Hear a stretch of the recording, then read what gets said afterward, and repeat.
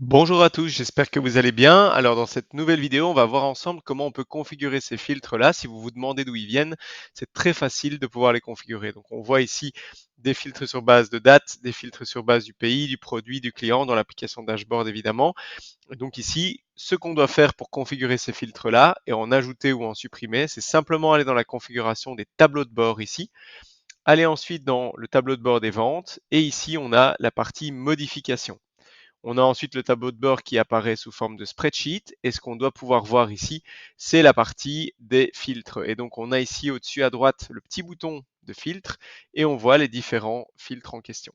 Si on veut en supprimer un, c'est très simple. Il suffit tout simplement de cliquer sur la petite roue et de le supprimer. Si on veut modifier leur ordre, on peut tout simplement les drag and drop comme ceci.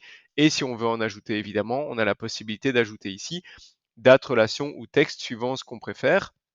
Évidemment, si on veut modifier un existant, on peut aussi le faire en cliquant sur la petite roue.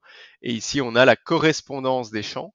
Alors, c'est important cette correspondance des champs, puisque si par exemple on cherche le produit et qu'on veut faire un filtre sur le produit, on va utiliser l'outil et puis ensuite, Odoo va nous proposer tous les tableaux de bord ou tous les tableaux croisés dynamiques qui existent dans la spreadsheet en question et on va devoir choisir pour chacun des tableaux de croisés dynamiques le champ qu'on veut filtrer. De cette manière-là, les informations apparaîtront automatiquement.